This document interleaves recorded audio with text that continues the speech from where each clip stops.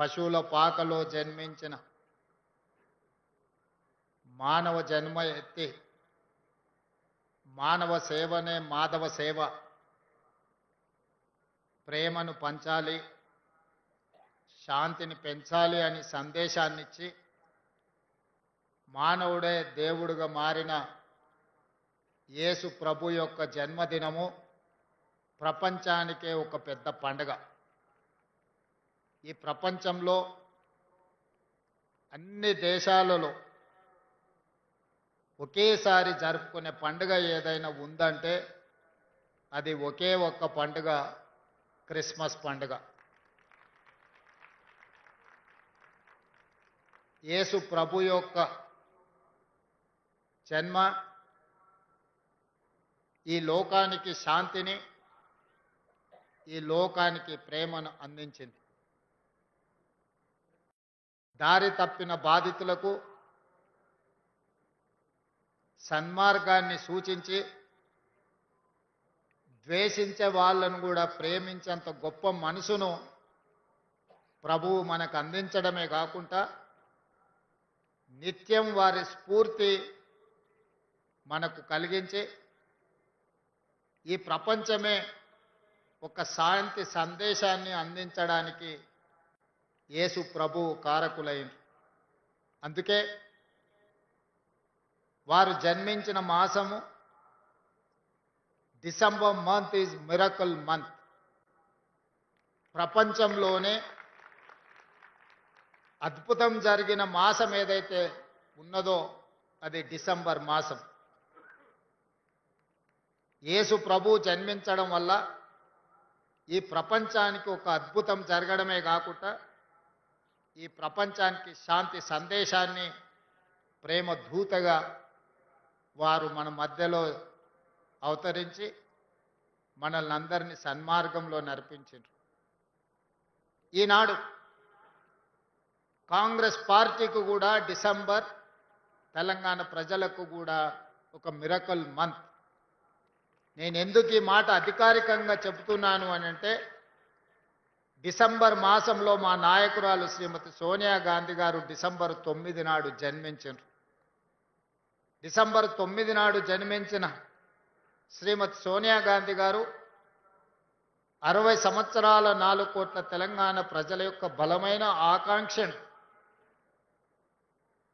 ప్రత్యేక తెలంగాణ రాష్ట్ర అవతరణ అసాధ్యము అనుకొని, ఇక సాధించలేము అనుకొని వందలాది మంది తెలంగాణ బిడ్డలు ఆత్మ బలిదానం చేసుకుంటున్నప్పుడు ఈ సమాజంలో ఏ తల్లి కూడా దుఃఖంతో కడుపు కోతతో బాధపడకూడదు.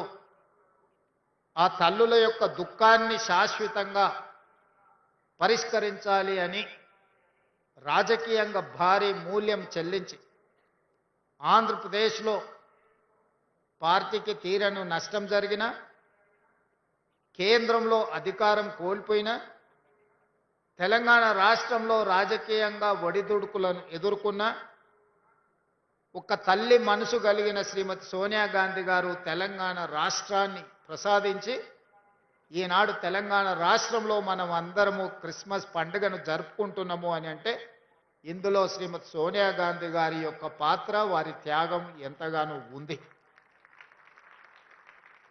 ఇదే కాకుండా ఇదే వేదిక మీద ఇదే మాసంలో డిసెంబర్ 7, 2023 నాడు పేదలు ఎన్నుకున్న ప్రభుత్వం, పేదలకు సేవను ప్రేమను అందించే ప్రభుత్వం, ప్రజాపాలనను ఇక్కడనే ప్రమాణ స్వీకారం చేసి బాధ్యత చేపట్టి 4 కోట్ల తెలంగాణ ప్రజలకు ఈరోజు శాంతిని అందించడమే కాకుండా సంక్షేమ పథకాలను ఈరోజు పేదలకు చేరవేస్తున్నాము. అందుకే డిసెంబర్ మాసము మాకు, పేద ప్రజలకు, తెలంగాణ సమాజానికి మిరకల్ మంత్ అని నేను అందుకోసమే అధికారికంగా ఈ వేదిక మీద నుంచి చెప్తున్నా. మా పాలనలో ప్రభు బోధనలను, వారిచ్చిన సందేశాన్ని, వారు ఏమి కోరుకున్నారో మేము ఎవరికి చెరువ కావాలని వారు భావించినరో ఆ స్ఫూర్తితో మా ప్రభుత్వం పనిచేస్తుంది. ఈ 2 సంవత్సరాలలో ఎంతమంది ఎన్ని రకాలుగా మమ్మల్ని తిట్టినా, మా మీద ఆరోపణలు చేసినా, ప్రజల మధ్యలో విద్వేషాలను రెచ్చగొట్టాలని ప్రయత్నం చేసినా శాంతిని కాపాడుతూనే సంక్షేమ పథకాలు అమలు చేస్తూ రాష్ట్రాన్ని అభివృద్ధి పదం వైపు నడిపించిన ఈనాడు తెలంగాణ రాష్ట్రంలో మహిళలకు ఉచిత బస్సు ప్రయాణం అందించి దాదాపుగా 8,500 కోట్ల రూపాయలు ఈ 2 సంవత్సరాలలో ఆడబిడ్డలకు ఉచిత ప్రయాణానికి ప్రభుత్వం ఖర్చు పెట్టింది. అదేవిధంగా 65 లక్షల మంది స్వయం సహాయక సంఘాలలో ఉన్న ఆడబిడ్డలకు పేదలకు 27,000 కోట్ల రూపాయలు సున్నా వడ్డీతో వాళ్లకు రుణాలు అందించి ఆర్థికంగా వాళ్ళు నిలబడడానికి ఈరోజు ప్రభుత్వం సహకరించింది. అదేవిధంగా పేదలకు నిలువ నీడ ఇవ్వాలి, పేదల యొక్క ఆత్మగౌరవం పెంచాలి అంటే సొంత ఇల్లు ఒక కల పేదవాడికి. అలాంటి పేదలకు ఇందిరమ్మ రాజ్యంలో 4,50,000 ఇండ్లు 22,500 కోట్లతోని ఈరోజు అమలు చేసి అత్యంత నిరుపేదలైన దళితులకు, క్రిస్టియన్లకు, ముస్లిం మైనారిటీలకు ఈరోజు మనము ఇల్లు ఇవ్వడం ద్వారా పేదవాళ్లను ప్రేమగా చూసుకోవాలి, వాళ్ళ గౌరవాన్ని పెంచాలన్న ఆలోచనతోని ఈరోజు మా ప్రభుత్వం పనిచేస్తుంది. గతంలో ఫుడ్ సెక్యూరిటీ, ఆహార భద్రత చట్టాన్ని పేదవాడికి అన్నం పెట్టాలి, పేదవాడిని ఆకలి తీర్చాలి అని ఆలోచన చేసి శ్రీమతి సోనియా గాంధీ గారు ఫుడ్ సెక్యూరిటీ యాక్ట్ తీసుకొచ్చారు. దాంతోని ప్రతి పేదవాడికి అది 5 కిలోల బియ్యం పంచే పంపిణీ కార్యక్రమం ఆనాడు సోనియా గాంధీ గారు మొదలుపెట్టిండ్రు. కానీ ఈనాడు పేదలు మెరుగైన జీవితం కోసం, తమ పిల్లల ఆరోగ్య భద్రత కోసం ఒక న్యూట్రిషన్ ఫుడ్ పిల్లలకు ఇవ్వాలన్న ఆలోచనతోటి 5 కిలోలను 6 కిలోలకు పెంచడమే కాకుండా దొడ్డు బియ్యం స్థానంలో ఈనాడు సన్న బియ్యము ఈరోజు ప్రతి పేదవాడికి తెలంగాణ రాష్ట్రంలో ఉన్న 3,10,00,000 మందికి ప్రతి నెల 6 కిలోల సన్న బియ్యం ఈరోజు పేదలకు అందిస్తున్నాము. ఈ సన్న బియ్యము వాళ్ళ సంటి పిల్లలకు తల్లిదండ్రులు సంతోషంగా ఈరోజు బుక్కెడు బువ్వ తినిపించగలుగుతున్నారు అని అంటే ఇది పేదల ప్రభుత్వం కాబట్టి పేదలను తమ కుటుంబ సభ్యులుగా భావించి ఈరోజు సన్న బియ్య కార్యక్రమాన్ని మనం తీసుకొచ్చినాం. అదేవిధంగా పండించిన పంటకు గిట్టుబాటు ధరనే కాకుండా 500 రూపాయల బోనస్ ఇవ్వడమే కాకుండా గ్రామీణ ప్రాంతాలలో వ్యవసాయానికి ఉచిత విద్యుత్తుతో పాటు పట్టణ ప్రాంతాలలో, గ్రామీణ ప్రాంతాలలో ఉన్న పేదలకు 200 యూనిట్లు ఉచిత విద్యుత్తును అందించడం ద్వారా ప్రతి పేదవాడి ఇంటిలో వెలుగులు నింపాలి, వాళ్ళ కళ్ళల్లో ఆనందం చూడాలి అని ఈనాడు మన ప్రభుత్వం సంక్షేమ పథకాన్ని అమలు చేస్తే 50 లక్షల కుటుంబాలలో ఈరోజు ఉచిత విద్యుత్తు గృహాలలో ఈరోజు ఇవ్వగలుగుతున్నాం. 500 రూపాయలకే సిలిండర్ 50 లక్షల కుటుంబాలకి ఈరోజు మనం అందిస్తున్నాం. వ్యవసాయం చేసుకునే పేద రైతులకు 25,35,000 కుటుంబాలకు 21,000 కోట్ల రూపాయల రైతు రుణమాఫీ అమలు జరిగింది. రైతు భరోసా పథకం 9 రోజుల్లోనే 9,000 కోట్లు మన ప్రభుత్వం వచ్చినాక దాదాపుగా మనము 27,000 కోట్ల రూపాయలు ఈ పథకం ద్వారా అందించడం జరిగింది. మొత్తానికి వ్యవసాయానికి ఈ 2 సంవత్సరాలలో 1,04,000 కోట్ల రూపాయలు ఈరోజు రైతుల సంక్షేమం కోసం వ్యవసాయం దండగా అనుకునే కాడి నుంచి వ్యవసాయం అంటే పండుగ, రైతును రాజును చెయ్యాలని ఈరోజు వ్యవసాయం మీద ప్రత్యేకమైన దృష్టి పెట్టినాం. ఇవన్నీ ఒక ఎత్తైతే ఈనాడు ఒక అంశాన్ని మనం ప్రస్తావించుకోవాలి. వేదిక మీద చాలామంది పెద్దలు ఉన్నారు, ఎడ్యుకేషనల్ ఇన్స్టిట్యూట్స్ నడిపేవాళ్ళు. మొట్టమొదటి ప్రధానమంత్రి పండిత్ జవహర్లాల్ నెహ్రూ గారు ఈ దేశంలో ఉన్న నిరక్షరాస్యతను పారద్రోలడానికి సమాజంలో మనం ఎదగాలంటే విద్య చాలా ముఖ్యం. ఆకలి తీర్చాలి అనంటే ఇరిగేషన్ చాలా ముఖ్యం. అందుకే ఆనాడు పండిత్ జవహర్లాల్ నెహ్రూ గారు education and irrigation is my policy అని ఆనాడు ఎడ్యుకేషన్ ఇరిగేషన్ని ప్రాధాన్యత క్రమంలో తీసుకున్నాడు. ఇదే కాకుండా ఆనాడు మనిషి యొక్క జీవన ప్రమాణం పండిత్ జవహర్లాల్ నెహ్రూ గారు ప్రధానమంత్రిగా చేపట్టినప్పుడు 32 సంవత్సరాలు. ఒక మనిషి యొక్క జీవన ప్రమాణము దేశ స్వతంత్రం వచ్చినప్పుడు 32 సంవత్సరాలు మాత్రమే. ఇది చాలా ఆశ్చర్యకరమైన సమాచారం. అందుకే వైద్యం అనేది అత్యంత కీలకం ఈ దేశంలో. ప్రభుత్వం వైద్యానికి ఎంతో ప్రాధాన్యత ఇచ్చింది, విద్యకి ఎంతో ప్రాధాన్యత ఇచ్చింది. కానీ ప్రభుత్వము ఈ కోట్లాది ప్రజలకు విద్యను వైద్యాన్ని అందుబాటులోకి తీసుకురాలేకపోయింది.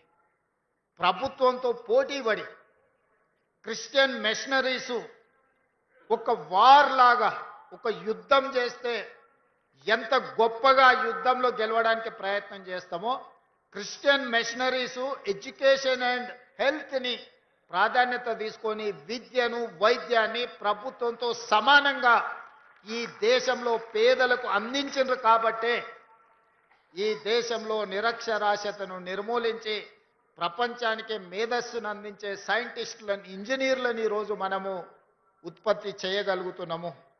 ఈనాటి జీవన ప్రమాణం ఈ మధ్యకాలంలో లెక్కలు బయటకు వచ్చినాయి. 72 సంవత్సరాలు మనిషి యొక్క జీవన ప్రమాణము సరాసరి ఈరోజు 72 సంవత్సరాలు.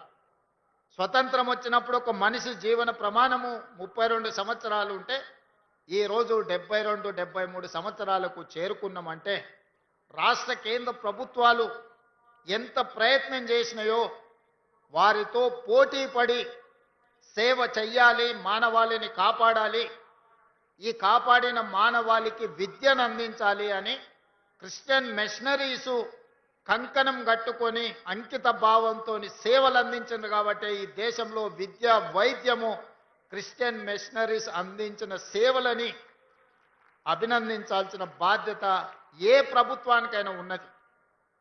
కొన్ని ప్రాంతాలలో ప్రభుత్వం కూడా చేరుకోలేని ప్రాంతాలలో ఈ మిషనరీస్ చేరుకొని అత్యంత నిరుపేదలకు విద్యను వైద్యాన్ని అందుబాటులోకి తీసుకొచ్చి వాళ్ళ ప్రాణాలను కాపాడడమే కాకుండా వాళ్ళ ఆత్మ గౌరవాన్ని పెంచే విధంగా పనిచేసింది. అందుకే ఈనాడు రాష్ట్ర ప్రభుత్వం ఎవరి మతాన్ని వాళ్ళు ఆచరించుకుంటూనే ఇతర మతాలను గౌరవించే విధంగా ఈరోజు పరిపాలనను కొనసాగిస్తున్నాం. నాకు నచ్చిన మతాన్ని నేను ఆచరించవచ్చు, అదే సమయంలో ఇతర మతాలను గౌరవించే వాతావరణాన్ని రాష్ట్రంలో తీసుకొచ్చినాం.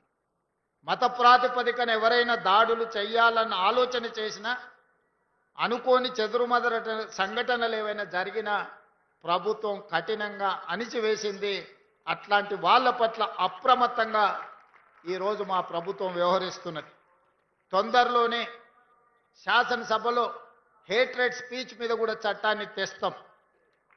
ఇతర మతాలను కించపరిచే విధంగా ఎవరైనా మాట్లాడితే చట్ట పరిధిలో వాళ్ళని శిక్షించడానికి అవసరమైన చట్టాన్ని ఈ మధ్య కాలంలోనే కర్ణాటక రాష్ట్రంలో కాంగ్రెస్ పార్టీ శాసనసభలో ప్రవేశపెట్టి ఇతర మతాలను కించపరిచే విధంగా ఇతర మతస్థులను తక్కువ చేసే విధంగా మాట్లాడితే శిక్షించే విధంగా చట్టాన్ని సవరించిండ్రు.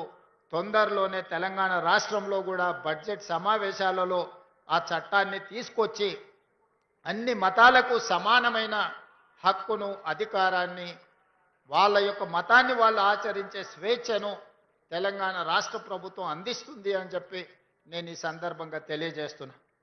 ఈనాడు క్రిస్టియన్ మైనారిటీ, ముస్లిం మైనారిటీ, ఇతర ఏ మైనారిటీలైనా ఉండొచ్చు, వాళ్ళకు అందించే సంక్షేమము అభివృద్ధి ఎవరి దయ కాదు, వాళ్ళ హక్కు అని నేను సంపూర్ణంగా విశ్వసిస్తున్నా.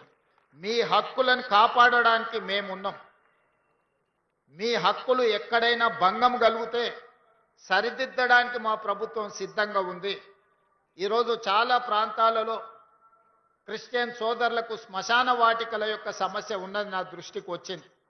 కానీ గ్రామం పక్కనే భూమి కేటాయించాలంటే ఈరోజు ప్రభుత్వం దగ్గర భూమి లేదు. అందుకే వేదిక మీద ఉన్న మత పెద్దలకు నేను ఒక సూచన చేస్తున్నా. ఊరికి కొంచెం దూరంగా అయినా ప్రభుత్వ భూమి ఉంటే కేటాయిస్తాం, ప్రభుత్వ భూమి కేటాయిస్తాం. లోకల్గా ఏదైనా జరిగినప్పుడు అంబులెన్సులను ఏర్పాటు చేసుకోండి ఇక్కడి నుంచి అక్కడికి తీసుకెళ్ళడానికి. ఊరి పక్కనే శ్మశాన వాటిక ఇవ్వాలి అంటే ప్రభుత్వానికి భూముల అందుబాటు తక్కువ ఉన్నది కాబట్టి కొంచెం దూరంగా అయినా భూములను కేటాయించి ఆ భూములను కాపాడడానికి అవసరమైన రక్షణ గోడలు కట్టి భూములు శ్మశాన వాటికలను కేటాయించాలి అని. బ్రతకడానికి ఇల్లు ఇచ్చినప్పుడు మరణించినప్పుడు కూడా వాళ్ళని ఎక్కడ మనము తీసుకువెళ్ళాలో కూడా ప్రభుత్వం బాధ్యత. ఖచ్చితంగా శ్మశాన వాటికల సమస్యలను కూడా ముస్లిం మైనారిటీ, క్రిస్టియన్ మైనారిటీకి సంబంధించిన శ్మశాన వాటికల సమస్యల్ని పరిష్కరించి ఊరికి కొంచెం దూరమైనా సరే మీకు భూమి కేటాయించే విధంగా ప్రభుత్వం చర్యలు తీసుకుంటుంది. దానికి అవసరమైన అంబులెన్సులు కానీ ఇతర వాహన సదుపాయాన్ని ప్రభుత్వ పరంగా చేస్తాం, లేదా స్వచ్ఛంద సంస్థల్లోనూ ప్రోత్సహించి వాళ్ళ ద్వారా కూడా మీకు ఆ సహాయాన్ని అందించే విధంగా ఏర్పాట్లు చేస్తాం.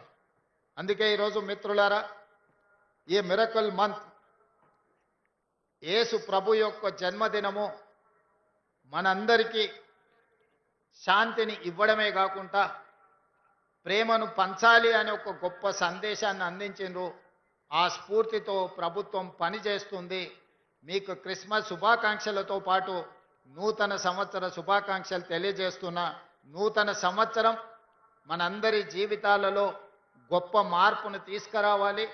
మన రాష్ట్రం అభివృద్ధి పదం వైపు నడవాలి. తెలంగాణ రైజింగ్ దేశానికే ఒక రోల్ మోడల్ కావాలి. ఈ తెలంగాణ మోడల్తోని దేశంలోనే తెలంగాణ రాష్ట్రం ప్రథమ స్థానంలో ఉండాలి. ఈ విధంగా ముందుకు వెళ్ళడానికి మాకు శక్తిని ఇవ్వండి. ఆ శక్తిని ప్రసాదించడానికి మీరందరూ ప్రభువును ప్రార్థించండి, మమ్మల్ని ఆశీర్వదించండి అని కోరుకుంటూ మీ అందరి దగ్గర సెలవు తీసుకుంటున్నా. ధన్యవాదాలు మిత్రులారా. పవిత్ర క్రిస్మస్ సందేశంలో ఆనరబుల్ సీఎం గారు కడుపు నింపే ఇరిగేషన్, మేధను నింపే ఎడ్యుకేషన్, మనుషులను కలిపేది, మనసులను కదిలించేది కమ్యూనికేషన్.